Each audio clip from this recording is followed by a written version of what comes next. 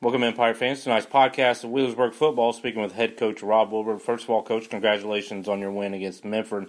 And that offense of yours continues to click and grow, and that was no exception against Memphis on Friday night. Yeah, we definitely spread the ball around. If you saw some of the numbers or heard some of the numbers as we talked about them post-game, we 10 different guys touched the ball, 5 different guys caught touchdown passes, 12 different guys carried the football. 30 different guys recorded a tackle. We got a lot of guys in the game, but I think Coach Caskey is doing a remarkable job of spreading the ball around and being able to have all those weapons and go to different players in different situations, which then in turn opens somebody else up. And Trent Sayers has done a great job of getting the football out to the people that can make those plays, and it's just really clicked, as you mentioned. Coach, used to be, back in the old day of football, it was you'd have one or two the guys, and then now the way the football is being played, you can utilize more kids. What do you do to spread the ball around? Yeah, I've been in discussion here recently as we are working through, and people brings up numbers or stats of different players, and some of those stats are because a team has a single player that is dominating their offensive production. But what we have really embraced within our offense and within our team is how we can get as many guys involved as we can and get them producing at a high level. So we may have 4 or 5 guys with 400, 450 yards. We don't have that 1,000-yard rusher. And it's made us so balanced and so hard to cover in terms of being able to stretch the field vertically or horizontally. And, again, we try to really look at how can we get all these individuals involved. And again, it becomes difficult, but again, Coach Caskey's done a great job of that. And same thing on defense. We're repping different packages. We're sending different linemen in at times, in certain scenarios, different DBs, because again, it's all about development. And, anytime that we can get even our younger guys in pressure situations, I'm talking first or second quarter reps, with other guys, they're going to grow and develop for years to come.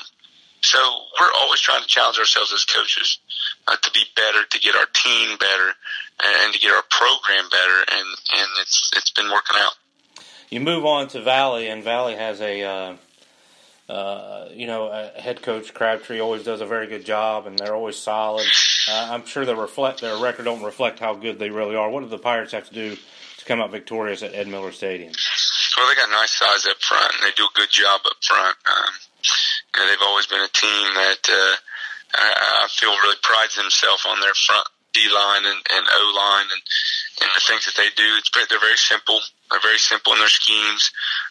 They're just going to, hit you here, come back to this area, look to go off of one play and run another, and look to take a vertical shot down the field here and there. And they're very methodical in how they do things, and Coach Crabtree does a great job of evaluating an opponent and then trying to look at things. Hey, here's what worked last year, or here's what seems to work from another team. Let's try to figure out how to take the plays that we have. They don't change the plays that they have. They got the same ones, but here's the play that we have that attacks the same person or the same area, and let's make sure that we utilize this in certain time during the ball game. Same with defense. They do a great job of defensively.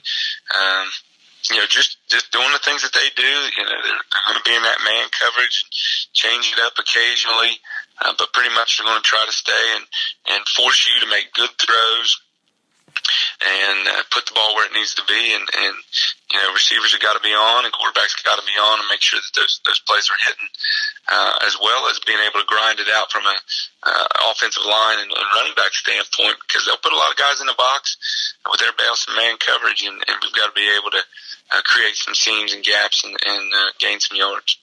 Coach, you talked about the process there earlier, and defensively, Wheelersburg seems to be growing a lot. I was speaking to an assistant coach, and he said that defensively there's a lot of numbers that you're actually better at this year, and that's hard to say when you had such a great defensive last year. Yeah, we're still all the time trying to utilize our deck of cards to kind of reference the players that we have and figure out how we can play a hand in certain scenarios and really put guys in situations to be successful and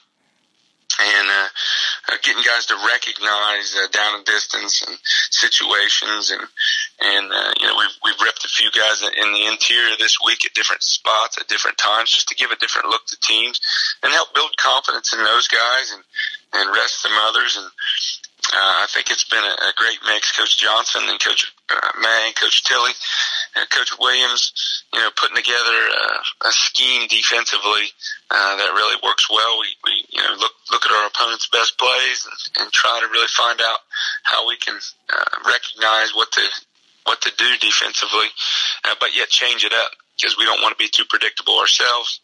And again, the last 2 weeks have definitely shown that the preparation that our kids have made. Absolutely, Coach. We appreciate your time this week. I know it's kind of short and sweet, and it's kind of getting late here, but any final thoughts before tomorrow's ball game? Tomorrow's senior night. Parents will be coming across the field with one of our most decorated, most varsity or senior classes in the football program to ever come through with the most wins, I believe, as a total that we've ever had at Wheelersburg. And these guys have, just been contributing throughout their career, but they've worked the process, as you mentioned. They've worked the process as they come in as freshmen, as they worked as sophomores, as they, contributed last year as juniors on an outstanding team, and now are providing us with that senior leadership that we need to continue to work to get back into those SOC championship roles and state playoff roles, and they're doing a great job, and I'm so thankful for them, and look to have a big night with them tomorrow night for senior night. Coach, thanks a lot, and good luck against Valley tomorrow night. Thank you. Go Bird.